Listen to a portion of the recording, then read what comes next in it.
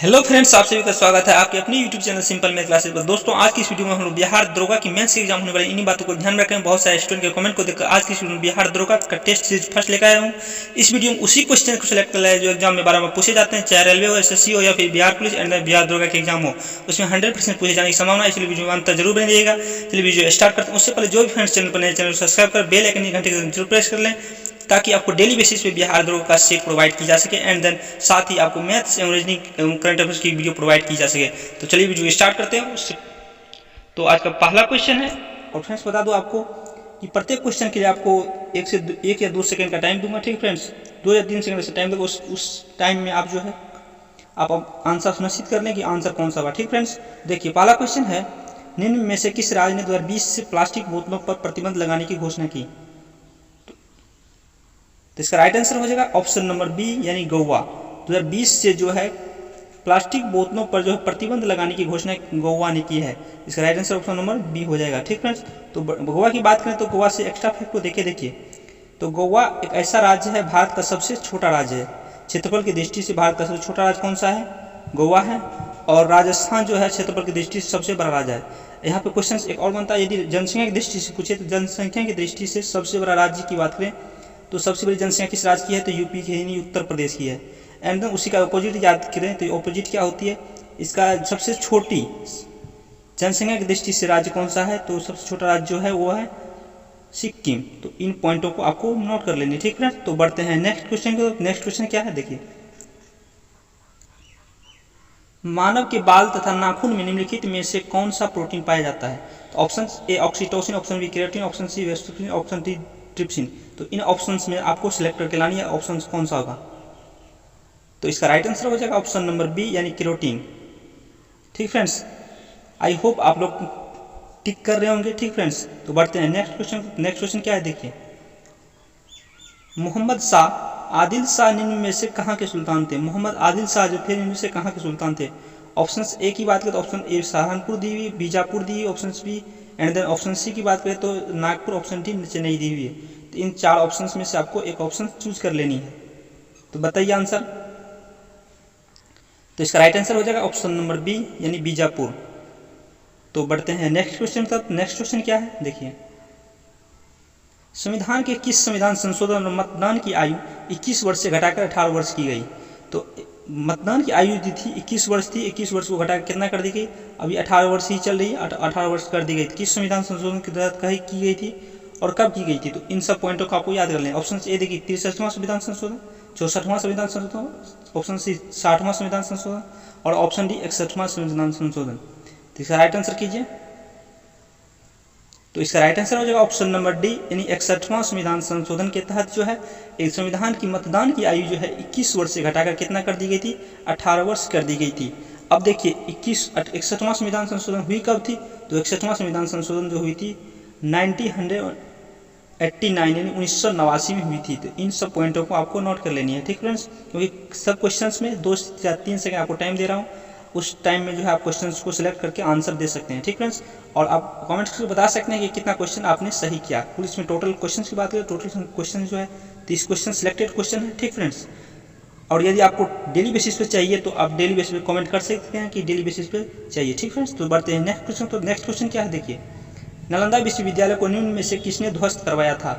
तो नालंदा विश्वविद्यालय को निम्नलिखित में से किसने ध्वस्त करवाया था? तो option A the Bakhtiyar Khilji, option B Alauddin Khilji, option C Mohammad bin Tughlaq और ऑप्शन डी कुतुबुद्दीन ऐबक। तो इन 4 ऑप्शन में से आपको नोट कर लेनी है, बताइए।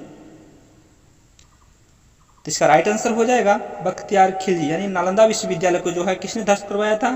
तो बख्तियार खिलजी ने ध्वस्त करवाया था। अब बात आई नालंदा विश्वविद्यालय की, तो देखिए नालंदा विश्वविद्यालय को जो ध्वस्त करवाई थी बख्तियार खिलजी ने, तो नालंदा विश्वविद्यालय को बनाया किसने था? तो इसको बनाया था कुमार गुप्त। किसने बनाया था? कुमार गुप्त। ठीक फ्रेंड्स, इसको भी नोट कर लेनी है। अब एक क्वेश्चन आप कमेंट करके बताइएगा कि नालंदा विश्वविद्यालय जो है बिहार की किस जिले में स्थित है? तो इसका आंसर जो है आप कमेंट बॉक्स में बता सकते हैं। तो बढ़ते हैं नेक्स्ट क्वेश्चन तक। नेक्स्ट क्वेश्चन क्या है देखिए, हरित क्रांति का सर्वाधिक निराशाजनक परिणाम किस फसल में देखने को मिला? तो इन 4 ऑप्शन में से आप आंसर दीजिए। तो इसका राइट आंसर हो जाएगा ऑप्शन नंबर सी यानी दलहन। हरित क्रांति सर्वाधिक निराशाजनक परिणाम जो है किस फसल में देखने को मिला, दलहन फसल में देखने को मिला था। और सर्वाधिक अच्छा परिणाम की बात करें तो अच्छा परिणाम मिला था गेहूं फसल में। ठीक है फ्रेंड्स, तो इन पॉइंटों को आपको नोट कर लेनी है। ठीक है, तो सबसे अच्छा परिणाम किस में मिला था, गेहूं में। अब बात है हरित क्रांति की, तो हरित क्रांति की शुरुआत कब हुई थी, 1966-67 में हुई थी। इन पॉइंटों को नोट कर लें, 66-67 में 1966-67 में हुई थी। एंड देन इसकी बात करें तो हरित क्रांति का विश्व में जनक किन्हें माना जाता है, विश्व का जनक किसे माना जाता है, हरित क्रांति का शुरुआत की जनक किसे माना जाता है, तो डॉक्टर नॉर्मन बोरलॉग को माना जाता है। किसको, डॉक्टर नॉर्मन बोरलॉग को।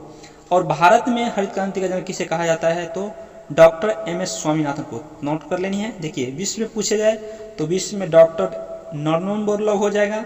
और यदि आपको भारत में पूछी जाए, इंडिया में पूछी जाए कि हरित क्रांति का जनक किसे कहा जाता है, तो क्या हो जाएगा, डॉक्टर एम एस स्वामीनाथन। और बात करें जैसे कि अब ये यहाँ पे यदि डॉक्टर नॉर्मन बोरलॉग की बात करें तो इसे नोबेल पुरस्कार से भी नवाजा गया है। इन पॉइंटों को याद कर लेनी है। और ये जो थे अमेरिका यानी यूएसए से थे, यानी संयुक्त राज्य अमेरिका से बिलोंग्स करते थे। ठीक फ्रेंड्स, तो इस क्वेश्चन से आपको इतनी सारी जानकारी मिलती है। तो बढ़ते हैं नेक्स्ट क्वेश्चन पर। नेक्स्ट क्वेश्चन क्या है, देखिए, नासा के पहले इलेक्ट्रॉनिक जहाज का नासा नाम की निम्न में से क्या है, तो नासा के पहले इलेक्ट्रॉनिक हवाई जहाज का जो निम्न में से क्या नाम है, तो ऑप्शन दीजिए, 4 ऑप्शन में से आप टिक लगाइए। तो इसका राइट आंसर हो जाएगा ऑप्शन नंबर सी, यानी मैक्सवेल 57, मैक्सवेल X57 इसका राइट आंसर हो जाएगा। बढ़ते हैं नेक्स्ट क्वेश्चन। तो नेक्स्ट क्वेश्चन क्या है, लोकपाल का कार्यकाल कितने वर्षों का होता है, तो लोकपाल की कार्यकाल जो है ऑप्शन 4 ऑप्शन में से टिक कीजिए, कौन सा ऑप्शन होगा, तो इसका राइट आंसर होगा ऑप्शन नंबर सी, यानी 5 वर्ष या 70 वर्ष, यानी इन दोनों में से। लोकपाल की बात करें तो लोकपाल में जो प्रक्रिया है वो क्या है कि उसकी नियुक्ति के कितने वर्ष का, यानी कार्यकाल जो कितने वर्ष का होता है, या फिर 5 वर्ष या 70 वर्ष, इन दोनों में से जो उसकी पहले पूरी हो जाए उसी के द्वारा वो पद से निष्कासित किए जाएंगे। ठीक फ्रेंड्स, तो बढ़ते हैं नेक्स्ट क्वेश्चन। तो नेक्स्ट क्वेश्चन क्या है, बारावती स्टेडियम कहाँ अवस्थित है, तो ऑप्शंस देख लेते हैं। ऑप्शंस क्या दी गई, देखिए, ऑप्शंस ए की बात करें तो Pune, options B Kolkata, option C Bhubaneswar, option D Cuttack Orissa. तो इन 4 ऑप्शंस में से आपको टिक करने क्या आंसर हो जाएगा, तो इसका राइट आंसर हो जाएगा कटक, यानी उड़ीसा, उड़ीसा में स्थित है। ठीक है, बढ़ते हैं नेक्स्ट क्वेश्चन। मतलब नेक्स्ट क्वेश्चन क्या हो जाएगा, राष्ट्रीय जनजातीय महोत्सव 2019 का आयोजन कहाँ पे हुआ, तो ऑप्शंस का आंसर दीजिए, सिलेक्टर लेनी है, सिलेक्ट करिए। तो इसका राइट आंसर हो जाएगा राष्ट्रीय जनजातीय महोत्सव जो है 2019 का आयोजन जो है कहाँ हुआ था, तो नई दिल्ली में हुआ था। नहीं, ऑप्शन नंबर बी जो है आपका राइट आंसर हो जाएगा। बढ़ते हैं नेक्स्ट क्वेश्चन। तो नेक्स्ट क्वेश्चन क्या है, इसका राइट आंसर दीजिए। देखिए, निम्न में से किस राज्य क्रिकेटर को फरवरी 2019 में नाइटहुड की उपाधि से नवाजा गया, तो 2019 में जो है नाइटहुड की उपाधि से किसे नवाजा गया था, तो एलिस्टर कुक को, यानी ऑप्शन नंबर ए जो है आपका राइट आंसर हो जाएगा। बढ़ते हैं नेक्स्ट क्वेश्चन तक। नेक्स्ट क्वेश्चन क्या हो जाएगा, देखिए, ऑप्शन दी हुई है, राष्ट्रपति के द्वारा सर्वोच्च न्यायालय के न्यायाधीशों की नियुक्ति किसके परामर्श पर की जाती है, तो राष्ट्रपति के द्वारा सर्वोच्च न्यायालय यानी सुप्रीम कोर्ट के न्यायाधीशों की नियुक्ति किसके परामर्श पर की जाती है, तो ऑप्शन ए दिए, option B and option C and option D, इन सारे ऑप्शन से आपको टिक कर लेनी है। क्या ऑप्शन हो जाएगा, तो इसका राइट आंसर हो जाएगा ऑप्शन नंबर डी, यानी भारत के मुख्य न्यायाधीश के परामर्श पर जो है सर्वोच्च न्यायालय की नियुक्ति की जाती है। ठीक फ्रेंड्स, तो इन पॉइंट को नोट कर लेनी है। तो यहाँ पे बात आई, देखिए, कि सर्वोच्च न्यायालय के न्यायाधीशों की संख्या की बात करें तो संख्या अभी फिलहाल कितनी है, तो भारत में सर्वोच्च न्यायालय में न्यायाधीशों की संख्या कितनी है, तो 31 है। ठीक फ्रेंड्स, और यहाँ पे बात आई सर्वोच्च न्यायालय यानी भारत में अभी बात करें तो भारत में जो है हाईकोर्ट की कुल की संख्या कितनी है, तो 24, यानी 24 हाईकोर्ट की संख्या है। कुल टोटल कितनी हाईकोर्ट है इंडिया में, तो 24 है। इन पॉइंटों को नोट कर लेनी है। बढ़ते हैं नेक्स्ट क्वेश्चन तक। नेक्स्ट क्वेश्चन क्या है, देखिए, निम्न में से किस राज्य में सर्वाधिक प्राकृतिक आपदाएं आती है, ऑप्शंस में से 4 ऑप्शंस में सिलेक्ट करनी है, सिलेक्ट कीजिए। तो इसका राइट आंसर हो जाएगा ऑप्शन नंबर सी, यानी ओडिशा। ओडिशा में जो है सबसे ज़्यादा जो है प्राकृतिक आपदाएं आती है। ठीक फ्रेंड्स, बढ़ते हैं नेक्स्ट क्वेश्चन तरफ। नेक्स्ट क्वेश्चन क्या है, भारतीय राष्ट्रीय कांग्रेस के दूसरे अधिवेशन की अध्यक्षता किसने की थी, ऑप्शन ए दी हुई गणेश आयंगर, दादा बनर्जी एंड डब्ल्यू.सी. बनर्जी। तो भारतीय राष्ट्रीय कांग्रेस के दूसरे अधिवेशन की अध्यक्षता किसने की थी, तो इन ऑप्शन में से टिक लगानी है, तो राइट आंसर दीजिए। तो इसका राइट आंसर हो जाएगा दादा भाई नौरोजी, यानी ऑप्शन बी जो है आपका राइट आंसर हो जाएगा। तो यहाँ फ्रेंड्स बात आई, देखिए, इन पॉइंटों को नोट कर लेनी है कि भारतीय राष्ट्रीय कांग्रेस की दूसरी अधिवेशन की अध्यक्षता जब दादा भाई नौरोजी ने की थी, तो फर्स्ट अधिवेशन पहले अधिवेशन की अध्यक्षता किसने की थी, तो WC बनर्जी ने नहीं की थी, यानी व्योमेश चंद्र बनर्जी ने की थी। अब बात है भारतीय राष्ट्रीय कांग्रेस की, तो इसकी स्थापना कब हुई थी, तो इनको पॉइंट को याद कर लेनी है। इसकी स्थापना जो हुई थी 1885 यानी 1885 में इनकी स्थापना हुई थी। ठीक फ्रेंड्स, बढ़ते हैं नेक्स्ट क्वेश्चन। तो नेक्स्ट क्वेश्चन क्या है, में से किस राज्य में भारत का पहला गार्बेज कैफे खोला गया। तो भारत का पहला जो है गार्बेज कैफे जो है कहाँ खोला गया। Option A D Madhya Pradesh, option B Madhya Uttar Pradesh, option C Chhattisgarh and option D Andhra Pradesh. तो इन 4 ऑप्शन में से सिलेक्ट करनी है, सिलेक्ट कीजिए। तो इसका राइट आंसर हो जाएगा ऑप्शन नंबर सी, यानी छत्तीसगढ़ के अंबिकापुर में जो है भारत का सबसे पहला जो है गार्बेज कैफे खोला गया था। ठीक है, तो बढ़ते हैं नेक्स्ट क्वेश्चन पर। नेक्स्ट क्वेश्चन क्या है, भारतीय मौसम विज्ञान विभाग का मुख्यालय निम्न में से कहाँ पर स्थित है। तो भारतीय मौसम विज्ञान विभाग का मुख्यालय निम्न में से कहाँ पर स्थित है। ऑप्शन में 4 ऑप्शन में टिक कर लेनी है, सिलेक्ट कीजिए आंसर। तो इसका राइट आंसर हो जाएगा ऑप्शन नंबर ए, यानी नई दिल्ली। भारतीय मौसम विज्ञान विभाग की स्थापना जो हुई यानी कहाँ कब हुई थी, 1958 में हुई थी। इन पॉइंटों का आपको नोट कर लेनी है। तो देखिए यहाँ पे फ्रेंड्स बात आई है भारतीय मौसम विज्ञान विभाग का मुख्यालय के, तो मुख्यालय कहाँ पे स्थित है, नई दिल्ली, यानी ऑप्शन नंबर ए जो है आपका राइट आंसर हो जाएगा। बढ़ते हैं नेक्स्ट क्वेश्चन। तब नेक्स्ट क्वेश्चन क्या है, एशियाई कुश्ती चैंपियनशिप का आयोजन अप्रैल 2019 में कहाँ संपन्न हुआ था। तो इन 4 ऑप्शन में से आपको सिलेक्ट करनी है, सिलेक्ट कीजिए। पाकिस्तान, ऑप्शन बी चीन, option C Bharat and option D चीन जापान दी हुई है। तो एशियाई कुश्ती चैंपियनशिप का आयोजन जो अप्रैल 2019 में संपन्न हुआ था, तो वो हुआ था कहाँ, चीन में, यानी ऑप्शन नंबर बी जो है आपका राइट आंसर हो जाएगा। बढ़ते हैं नेक्स्ट क्वेश्चन तरफ। नेक्स्ट क्वेश्चन क्या है, एशिया का सबसे बड़ा लोक उत्सव कहाँ शुरू हुआ है। तो एशिया का सबसे बड़ा लोक उत्सव की बात करें तो कहाँ शुरू हुआ, option A Sri Lanka, option B Bangladesh and option C चीन एंड नन ऑफ दिस। इन 4 ऑप्शन सिलेक्ट करनी है।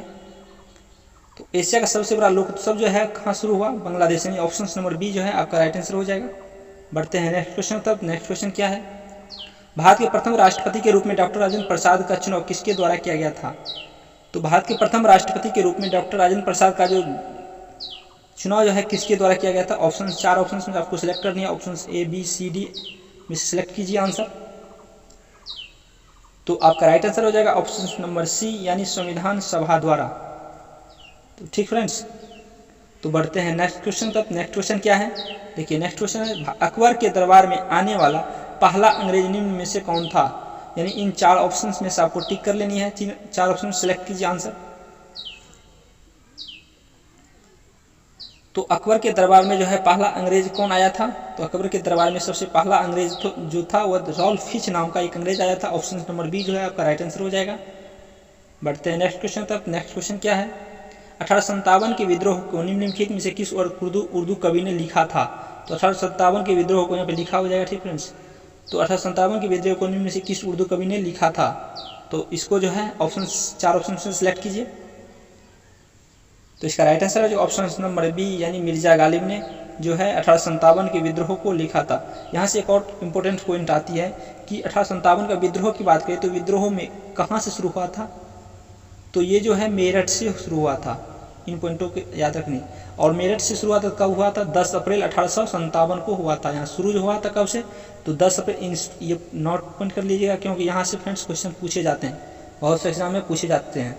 और एक बात बता दूं, यदि आपको किसी भी टॉपिक वाइज, जैसे कि एनटीपीसी का भी, यदि आप एनटीपीसी ग्रुप डी की तैयारी कर रहे हैं तो उनका भी सेट डेली बेसिस पर प्रोवाइड कर रहा हूँ। इसलिए यदि आप मेरे चैनल पर नए हैं तो चैनल को सब्सक्राइब कर लीजिएगा, ताकि आपको डेली बेसिस पे सेट मिल सके।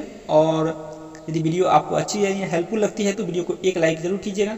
तो देखिए इसका राइट आंसर हो जाएगा ऑप्शन नंबर बी, यानी मिर्जा गालिब।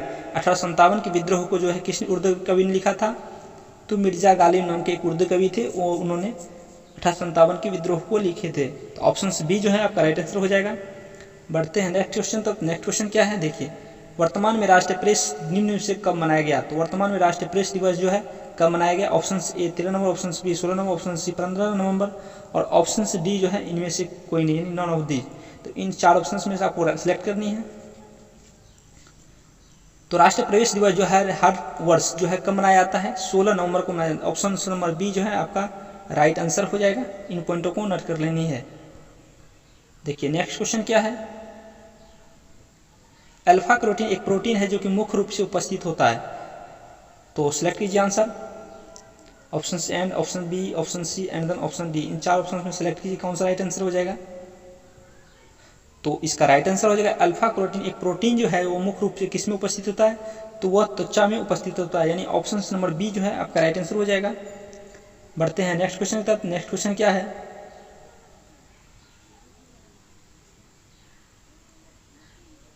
वित्त आयोग का गठन कितने वर्षों के अंतराल पर किया जाता है। तो फ्रेंड्स यहाँ वित्त आयोग की बात आई है, तो वित्त आयोग का गठन जो है कितने वर्षों के अंतराल पर किया जाता है, तो ऑप्शंस में से सिलेक्ट करिए कौन सा राइट आंसर हो जाएगा। तो ऑप्शन ए दूसरी वर्ष, ऑप्शन बी तीसरे वर्ष, ऑप्शन सी चौथे वर्ष एंड देन ऑप्शन डी की बात करें तो 5वें वर्ष। तो इसका राइट आंसर हो जाएगा ऑप्शन नंबर डी, यानी 5 वर्ष के अंतराल पर जो है वित्त आयोग का गठन किया जाता है। अब वित्त आयोग का गठन जो है अनुच्छेद किसके तहत किया जाता है, तो अनुच्छेद 280 के तहत जो है वित्त आयोग का गठन किया जाता है। इन पॉइंट को नोट कर लेनी है। और वित्त आयोग के गठन की सिफारिशों का वर्णन जो है अनुच्छेद 281 के तहत किया जाता है। इन पॉइंटों को नोट कर देखिए, 280 के तहत गठन किया जाता है एंड देन 281 के तहत जो है क्या किया जाता है, वित्त आयोग के गठन का सिफारिशों का वर्णन किया जाता है, सिफारिशों का वर्णन किया जाता है। ठीक है, अब बात आई वित्त आयोग की। वित्त आयोग की स्थापना कब हुई थी, वित्त आयोग का जो गठन हुआ था वो कब हुआ था, तो 1951 में, 1951 में वित्त आयोग का गठन हुआ था। तो इन पॉइंटों को नोट कर लेनी है। बढ़ते हैं नेक्स्ट क्वेश्चन तक। नेक्स्ट क्वेश्चन क्या है, वर्धन वंश के संस्थापक में से कौन थे। Option A Harshvardhan, option B Rajyavardhan, option Prakashvardhan, option C Pushyabhuti. तो इन 4 ऑप्शन में से आपको सिलेक्ट करनी है। तो वर्धन वंश के संस्थापक जो थे वो कौन थे, पुष्यभूति थे, यानी ऑप्शन नंबर सी जो है आपका राइट आंसर हो जाएगा। बढ़ते हैं नेक्स्ट क्वेश्चन तक। नेक्स्ट क्वेश्चन क्या है, जीएसटी के विभिन्न क्षेत्रों पर संदर्भ में अंतिम निर्णय लेने का अधिकार किसके पास होता है। तो जीएसटी जो है गुड्स सर्विस टैक्स जो है, इसके तहत जो है उनकी जो विभिन्न दरें होती है तो उनका अधिकार जो है किनके पास है, प्रधानमंत्री, ऑप्शन ए राष्ट्रपति, ऑप्शन सी संसद, ऑप्शन डी जीएसटी परिषद। इन 4 ऑप्शन में सेलेक्ट करनी है। तो सेलेक्ट कीजिए आंसर। तो इसका राइट आंसर हो जाएगा जीएसटी परिषद, यानी ऑप्शन नंबर डी जो है आपका राइट आंसर हो जाएगा। बढ़ते हैं नेक्स्ट क्वेश्चन तक। नेक्स्ट क्वेश्चन क्या है, लाल रुधिर कोनिकाओं की औसत आयु 120 दिन की होती है, तो तत्पश्चात इसका विनाश कहाँ पर होता है। ऑप्शन ए अस्थिमज्जा, ऑप्शन सी प्लीहा, ऑप्शन सी विकृति यकृत, ऑप्शन डी अग्नाशय। तो इन 4 ऑप्शन में सब सेलेक्ट करनी है। तो सेलेक्ट कीजिए आंसर। तो लाल रुधिर कनिकाओं यानी आरबीसी का जो जीवन काल होता है, जीवन काल की बात करें तो आरबीसी की जीवन काल कितने दिनों का होता है, तो 120 दिनों का होता है। अब आरबीसी का 120 दिन का होता है तो डब्ल्यूबीसी का कितना होता है, तो डब्ल्यूबीसी का बात करें यानी श्वेत रक्त कनिका का जीवन काल जो होता है वो 2 से 4 दिनों का होता है। इन पॉइंटों को नोट कर लेनी है क्योंकि यहाँ से भी क्वेश्चंस पूछे जाते हैं। ठीक फ्रेंड्स, तो देखिए यहाँ पे लाल रुधिर कनिकाओं की औसत आयु की बात आई है तो 120 दिनों का होता है। तत्पश्चात इसका विनाश कहाँ पे होता है, तो इसका विनाश जो है प्लीहा में होता है, यानी ऑप्शन नंबर बी जो है आपका राइट आंसर हो जाएगा। तो नेक्स्ट क्वेश्चन क्या है, अंग्रेजों ने भारत में अंग्रेजी शिक्षा का माध्यम निम्न में से कब से बनाया था। तो अंग्रेज ने भारत में अंग्रेजी शिक्षा का माध्यम जो है कब बनाया, option A D 1813, option B 1837, option C 1835 and option D जो है 1844। इन 4 ऑप्शन सब सिलेक्ट करनी है। तो इसका राइट आंसर जो है ऑप्शन नंबर सी, यानी 1835 के तहत जो है अंग्रेज ने भारत में अंग्रेजी शिक्षा का माध्यम बनाया था। ठीक फ्रेंड्स, तो बढ़ते हैं नेक्स्ट क्वेश्चन तक। नेक्स्ट क्वेश्चन क्या है, भारत के 14 बैंक होगा। ठीक फ्रेंड्स, 14 बैंकों का राष्ट्रीयकरण हुआ। 14 बैंकों का राष्ट्रीयकरण कब हुआ था, तो भारत के 14 बैंकों का राष्ट्रीयकरण जो है कब हुआ था, 1969 यानी 1969 में हुआ था। 19 जुलाई 1969 में हुआ था। कब हुआ था, 19 जुलाई 1969 में जो है 14 बैंकों का, यहाँ पर सॉरी मिस से टाइपिंग हो गया है 19 बैंक, यहाँ लिखे होगा 14 बैंक। ठीक फ्रेंड्स, तो कितना बैंकों का राष्ट्रीयकरण हुआ था, तो 14 बैंकों का राष्ट्रीयकरण जो हुआ था वह 19 जुलाई 1969 को जो है हुआ था। और शेष 6 बैंकों का राष्ट्रीयकरण की बात करें तो शेष 6 जो बैंक के राष्ट्रीयकरण हुआ था वो 15 अप्रैल 1980 को हुआ था जी। ठीक फ्रेंड्स, अब देखिए 14 + 6 कितना होगा 20, लेकिन अभी वर्तमान में राष्ट्रीयकृत बैंक की संख्या की बात करें तो 19 है, क्योंकि एक बैंक को राष्ट्रीयकृत बैंक जो थी उसकी श्रेणी से हटा दिया गया है। तो अभी जो है फिलहाल कितनी राष्ट्रीयकृत बैंक की संख्या है, 19 है, 90। तो बढ़ते हैं नेक्स्ट क्वेश्चन तक। नेक्स्ट क्वेश्चन क्या है, आज की क्लास का लास्ट क्वेश्चन है, भारत की प्रथम IPS महिला ऑफिसर कौन बनी थी। तो सबसे आसान क्वेश्चन है, इसका राइट आंसर दीजिए, क्योंकि फ्रेंड्स चाहे बिहार दरोगा, बिहार SSC जो भी आप एग्जाम दीजिए, रेलवे SSC जो भी एग्जाम दीजिएगा तो कुछ क्वेश्चन जो है ऐसे इतना बहुत आसान पूछे जाते हैं, ठीक फ्रेंड, तो उन्हीं आसान क्वेश्चन में से हैं और अक्सर स्टूडेंट गलत कर बैठते हैं। तो इसका राइट आंसर हो जाएगा क्या क्वेश्चन का आ रहा है, भारत की प्रथम आईपीएस महिला ऑफिसर कौन बनी थी? तो भारत की प्रथम आईपीएस महिला ऑफिसर जो बनी थी वो किरण बेदी बनी थी। ऑप्शन नंबर सी जो है राइट आंसर हो जाएगा। और क्वेश्चन फॉर यू, यानी ये क्वेश्चन आपके लिए है, इसका आंसर जो आपको कमेंट में बताना है। सबसे आसान क्वेश्चन है, भारत की सबसे ऊंची पर्वत चोटी कौन सी है? तो भारत की पर्वत सबसे ऊंची चोटी जो है कौन सी है? राइट आंसर देना है Himalaya, option B K2, option D Kanchenjunga and option D Kanchenjunga. तो इन 4 ऑप्शंस में से आपको सेलेक्ट करनी है कौन सा राइट आंसर होगा और इसका आंसर जो है आपको कमेंट बॉक्स में बताना है। आज की वीडियो कैसी लगी आप कमेंट करके जरूर बताइएगा और यदि वीडियो आपको हेल्पफुल लगी हो तो वीडियो को लाइक कीजिएगा और चैनल पर नए हैं तो चैनल को सब्सक्राइब करके बेल आइकन घंटे के निशान को जरूर प्रेस कर लेगा, ताकि आपको डेली बेसिस पे बिहार दरोगा एंड देन उसके बाद NTPC एंड ग्रुप डी की सेट प्रोवाइड की जा सके और मैथ एंड रीजनिंग की क्लास भी प्रोवाइड की जा सके। ठीक है फ्रेंड्स, तो आपको कोई भी डाउट बिहार पुलिस से संबंधित कोई भी डाउट होती है तो आप बेझिझक कोई कमेंट बॉक्स में पूछ सकते हैं, क्योंकि फ्रेंड्स उसके लिए बहुत सी वीडियो अवेलेबल है। यदि आप नहीं आपको मिल रही है तो आप चैनल पर जाके देख सकते हैं। ठीक फ्रेंड्स, और यदि आपको कोई सुझाव देना है तो आप कमेंट बॉक्स में बता सकते हैं। आप कोई भी क्वेश्चन हो, कोई भी डाउट हो तो आप कमेंट बॉक्स में बता सकते हैं। ठीक फ्रेंड्स, तो आज के लिए इतना ही, मिलते हैं नेक्स्ट वीडियो में, तब तक के लिए बाय।